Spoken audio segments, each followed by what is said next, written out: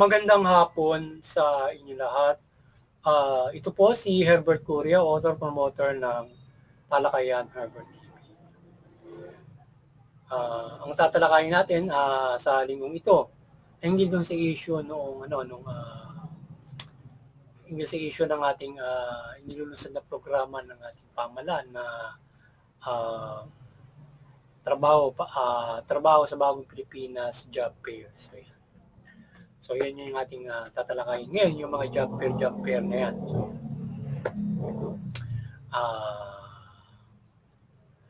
muli ay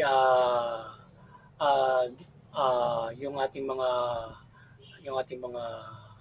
eskwelahan, colleges, mga iba't ibang sektor. So particular sa labor sector ay talakayin itong mga job fair. Ito ang ating talakayin.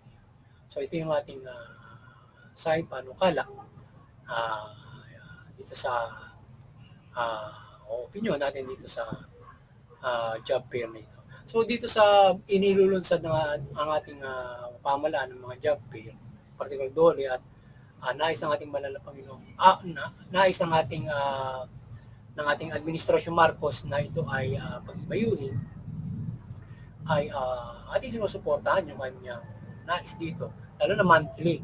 Sapagkat yung job fair na yan ay sa tingin natin ay magandang magandang venue para makamenos yung mga aplikante sa pag-apply ng trabaho. Pangalawa ay sila ay patulungan ng lubos ng pamahalaan para sa recommendation din ng pamahalaan kung sila ay makakapunta doon sa mga job fair na yan. So maganda yon dahil nga sa mas mapapadali sila makapag-apply ng trabaho at andun na lahat yung mga kumpanya, lalo malalaking kumpanya, na kung ikaw ay magja-job seeking doon sa classified ads, tapos pumunta mo isa-isa, ay di ba gagastos ka ng malaking pera, pamamasahe mo at syempre magpo-forma ka araw-araw. Maaaring yung isa hanggang isa lang. Samantalang si job fair, maaaring matapos ng ilang minuto yung application mo at andyan na lahat na maaari pwede. Siguro kung paparticipate dyan ay 10, 20 ay maaari matanggap ka sa loob niyan. Kaysa yung 20 kumpanya na apply, may pupunta mo isa-isa para ikaw matanggap ay di ba napakabigat ng gagawin mo, di ba, na pag-apply. Or else yun ay mag-walk-in ka, di ba? Wala akong pamabiling dyaryo. Mag-walk-in ka, maganito. So sana ay yung job fair na yan ay mapag-ibayo. Lahat nung diyan ay mabigyan ng lahat ay matarget na mabigyan ng trabaho from yung mga professional, non-professional, high school graduate ay makapag-apply dyan. Pati mga construction worker, yan ay mahikayat ng ating pamahalaan na makapag-participate dyan. At malaking bilang ang maaaring makapag-apply para matanggap ng maganda monthly nga na makapag-lulunsad siya sa job fair na yan. Kung isang malakihan sa bawat Manila. So, maring isa sa Manila, isa sa Manila monthly or isa sa Manila, isa sa Quezon City, maring twice na gagawin monthly na para halimbawa sa iba't ibang kumpanya at itulong na rin ng mga companies na sila magpadala ng kanilang ginatawan para sa pag-hiring doon sa job fair. Instead na yung mga empleyado isa-isang pupunta roon sa kanilang kumpanya para mag-accept sila ng application. So magkaroon sila ng magandang proseso ng hiring with the job fair para mabilis yung pag-hire nila at makapag-hire sila ng mga empleyado na maaaring makapag-apply sa kanila. So yun, sana ay ito yung mapag-ibayo at yung mga kumpanya ay makapag-participate dyan from iba't ibang companies para makatulong sila na makagaan sa pag-a-apply ng trabaho ng mga aplikante yan. Siyempre, makakamenos pamasahe sila, mga pagsusuot ng mga kadamit na hindi ganoon yung damit mo, di ba? So yan. Kaya pag-ibayo nila kung paano sila magbibigay ng job para makatulong sila lubos sa pagbibigay ng trabaho diyan.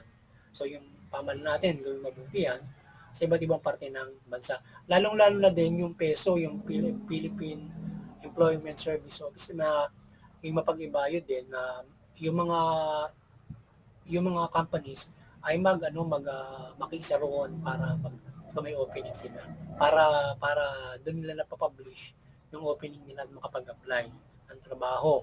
At yung ating pamalaan, kinakailangan yung information dissemination ng peso, gawin nila para halimbawa yung lokal na pamalaan, maikalat nila para sa pag-a-apply ng trabaho, para mabigyan ng trabaho marami. Through that process ng job fair at saka ng halimbawa peso.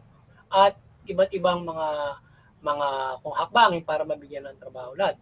Even though kahit na ang pamalaan ay magtayo ng isang government-owned corporation para magbigay ng trabaho, ay hire pa rin sila. So maaari sa job fair pa rin sila magbigay ng information para mag-apply sila or ibang employment agency or dyaryo at iba't ibang dissemination. So ngayon sana ay mapag-iba yung mga ganyan para yung ating company, yung ating gobyerno ay mapagbigay siya ng trabaho through their efforts. At iba pa yung maaaring sinasagawang job fair ng iba't ibang mga private institutions para sa magbibigay ng trabaho. Yun. Para maganda kasi yun kapag kasama-sama na gano'n para makamenos yung mga nag-a-apply yan at madali yung proseso ng pag-hire, hindi yung kasi kapag usually kasi yung usual hiring pwede namang matapos din isang araw, pero siguro doon sa job fair mas maganda siguro na mabigyan nila ng magandang systematic paano sila tatanggap. Siguro kahit na ilang libong aplikante pwedeng accommodate ng isang job fair kung ilalagay ito sa isang mas malaking place para sa application. Halimbawa, pag sa Metro Manila, doon na lang sa malaking place sa Metro Manila, halimbawa, sa lugar yun, sa convention na sinasabi nun, o sa ICC, gano'n, halimbawa, o sa nga ba yun, yung sa kalimutan ko na lang yung tawag doon, yung malaking lugar para makapag-accommodate ng maraming company na pwedeng sa job fair at saka maraming makapag-apply. So, sana masuportahan niya ng ating pamalaan, ng lubos, at yung mga private institution na nais na maglunsad niyan na makatulong sa pamalaan for that kind of employment process. Or else, syempre sila ay maglalatala sa mga classified ads yan. At sila ay yung ating mga company, yan, classified ads at saka yung mga agency, employment agency at syempre sa DOLE. So yung sa pamalaan makipag-isa ng lubos yung ating mga private institution, mga private companies para doon sa kanilang hiring, magbigay din sila ng kanilang hiring information sa mga pamalaan para dyan. At saka sa peso, lalo na sa peso, sa mga lokal naman. So yun, sana ay makamit ng ating bansa yung human rights, full employment, tayo ay magkatrabaho lahat. At dumating yung panahon na standard na lahat yung sasahurin. So everybody need food. Sana yung ating Pangulo, pag-ibayo niya yung karapatang pantao mula dyan, trabaho, ang babahay, at yung kanyang programa. Sa ganyan, maging champion ng kanyang pamalaan from the human rights implementation na ibigay niya. So, walang masasabi sa kanyang pamalaan, lalo-lalo na walang naagrabyat ng tao sa peace and order. Usually, kaya dapat yung pamalaan, instead na palaganap pagpapatupad ng kanilang pamahalaan in peace and order, hindi sila umaabuso na maaaring makaperwisyo ng trabaho ng iba na nagtatrabaho ng maayos o maaaring mag-a-apply lang ng maayos mapiperwisyo kasi na ng ating inequality of government injustices ng ating pamahalaan o maabuso sa pagkulit. So, yan. So, kaya dapat ay maging fair ng ating pamahalaan. And ang trabaho lalo-lalo na kabuhayan ay hindi naapektuhan. Dapat ang nasusupi lang lamang diyan ay yung mga illegal na paghahanap buhay, yan, pati ibang mga illegal activities. Yung paghanap, turuan natin sila na mamuhay ng legal, hindi mo talaga maganda yung legal activities na yan, na sa tingin nila yun, na sila ay legal naman nila ginagawa, pero illegal. So, para yung mga illegal, gabayan na yung mga instead na pwedeng legal nagiging illegal dahil sa mali yung kanilang proseso. So kaya kailangan ay suportahan ng pamahalaan para maging legal. Paano nila magagawa? Halimbawa, iba't ibang problema ng mamamayan kung paano sila magkakaroon ng kabuhayan in trabaho or in small business, small business o businesses yan.